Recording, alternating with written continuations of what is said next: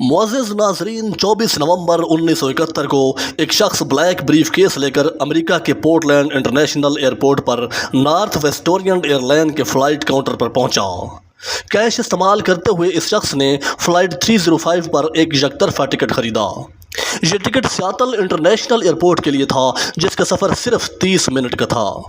इस शख्स ने इस टिकट पर अपना नाम डीन कूपर लिखा। ये 40 की दिहाई के वस्त में एक सफ़ेद फार्म शख्स था। इसके स्याह बाल, भूरी आंखें थीं। इसने बिजनेस सूट, एक सफ़ेद शर्ट, एक पतली स्याह टाई, एक स्याह बरसाती और ब्राउन जूते पहने हुए थे। इसके हाथ में एक ब्रीफ केस और एक ब्राउन पेपर बैग भी था। ये बोइंग 727 में सवार हुआ। ये जहाज़ की आखिरी कतार में सीट नंबर 18 का इंतखाब करके वहाँ बैठ गया। फ़्लाइट में अमले के 6 मेंबर जबकि मुसाफिरों की तादाद 37 थी। ये परवाज़ 305 पोर्टलैंड से शेड्यूल के मुताबिक 2:50 पर रवाना हुई।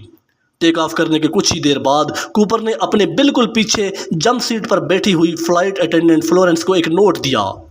एयर होस्टेस ने सोचा कि ये एक बिजनेसमैन है जो कि फ़्लाइट करने के लिए उसको अपना नंबर दे रहा है, लिहाजा उसने पर्ची देखे बगैर ही अपने पर्स में रख ली। कूपर ने यह देखा तो वो एयर होस्ट की तरफ झुककर कहने लगा, मिस, बेहतर है कि आप इस नोट को देख लें, मेरे पास बम है। यह सुनकर एयर होस्टेस के तो होश ही उड़ गए और वो हैरान और परेशान होकर रह गई। कूपर ने उसे अपनी सीट पर बैठे रहने को कहा और अपना ब्रीफ केस खोलकर उसे दिखाने लगा। इसमें डायनामाइट था, जिसके साथ छोटी बैटरी लगी हुई थी। जहाज़ अब हाईजैक हो चुका था। अब कूपर ने अपना ब्रीफ केस बंद कर दिया और एयर होस्टेस को अपने मुतालबात बताए। एयर होस्टेस ने कूपर के मुतालबात को कागज़ पर लिखा और कॉकपिट में चली गई। जहाज़ के कैप्टन विलियम एस कोट ने मिनीसोटा में नॉर्थ वेस्ट फ़्लाइट ऑपरेशन से रब्ता किया और हाईजैकर कूपर के मुतालबात बताए। हाईजैकर का मुतालबा था कि उसे शाम 5 बजे से पहले 2 लाख अमेरिकी डॉलर चाहिए। उसे 2 फ्रंट पैराशूट और 2 बैक पैराशूट भी चाहिए। इब्तदाई मुतालबे के बाद हाईजैकर ने एक और मुतालबा किया कि उसे ये रकम सियाटल इंटरनेशनल एयरपोर्ट पर दी जाए और उसके लिए बहाने के तौर पर त्यारे में रिफ्यूलिंग का इंतज़ाम किया जाए। उसने वादा किया कि वो पैसे मिलने के बाद तमाम मुसाफिरों को रिहा कर देगा। जहाज़ के कैप्टन कोट ने सियाटल इंटरनेशनल एयरपोर्ट के एयर ट्रैफिक कंट्रोल को सूरत हाल से आगाह किया, जिसने मकामी पुलिस और अमरीकी खुफिया एजेंसी FBI से रब्ता किया। ये हाईजैकिंग इतने पुरसकून तरीके से जारी थी कि जहाज़ में बैठे हुए मुसाफिरों को पता भी ना चला कि जहाज़ हाईजैक हो चुका है। मुसाफिरों को बताया गया कि तकनीकी ख़राबी की वजह से उन्हें सियाटल एयरपोर्ट पर उतरने में कुछ वक्त लग सकता है। उसी दौरान कंपनी और इंतज़ामिया रकम जमा करने में लग गई।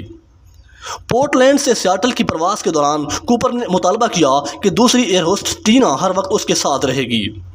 इस दौरान इन दोनों के दरमियान बातचीत भी होती रही। अमेरिकी खुफिया एजेंसी FBI के एजेंटों ने सियाटल के इलाके में कई बैंकों को तावान जमा करने के लिए इस्तेमाल किया। इसके लिए उन्होंने $20 के 10,000 नोट इकट्ठे किए ताकि $2 लाख की रकम इकट्ठी हो सके। अमेरिकी खुफिया एजेंसी ने $20 के हर नोट पर कुछ निशानात लगा दिए। इस तमाम हार्ड कैश करेंसी के सीरियल नंबर ज़्यादातर L से शुरू हो रहे थे। अब हाईजैकर को फौजी पैराशूट देने का फैसला किया गया, लेकिन उसने ये लेने से इनकार कर दिया और सिविलियन पैराशूट का मुतालबा किया।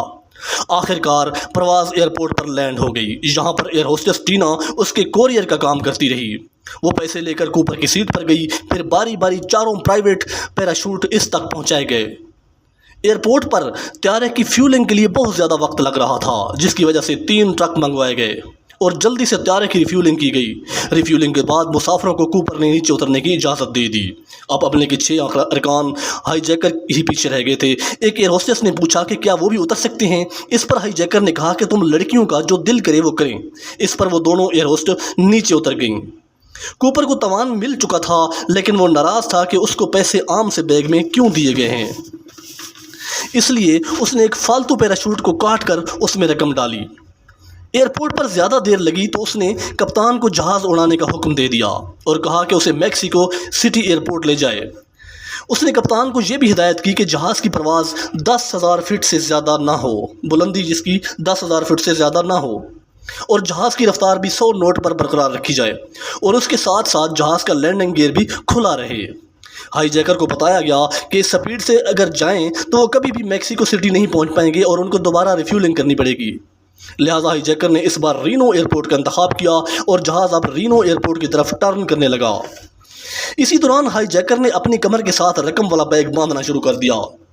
ہائی جیکر نے ایمرجنسی سیڑھیاں کھولنے کے لیے عملے کے کسی ایک بندے سے مدد مانگی، لیکن پائلٹ نے اس کی مخالفت کر دی۔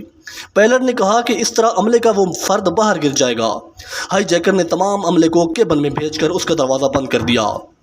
جب دروازہ بند ہوا تو اس نے گھپ اندھیرے میں نوٹوں کے اس بیگ سمیت جو اس نے کمر کے ساتھ باندھا ہوا تھا نیچے چھلانگ لگا دی۔ جہاز کا عملہ اس کی چھلانگ سے بالکل بے خبر تھا۔ کافی دیر تک انٹرکام پر اس سے رابطہ کرنے کی کوشش کی گئی لیکن کوئی جواب نہ ملا۔ اس کے بعد رات کو تقریباً 11 بجے طیارے کو رینو ایئرپورٹ پر لینڈ کر دیا گیا۔ پائلٹ نے خود جا کر صورتحال دیکھی تو ہائی جیکر وہاں پر موجود ہی نہیں تھا، وہ رستے میں ہی کہیں چھلانگ لگا چکا تھا۔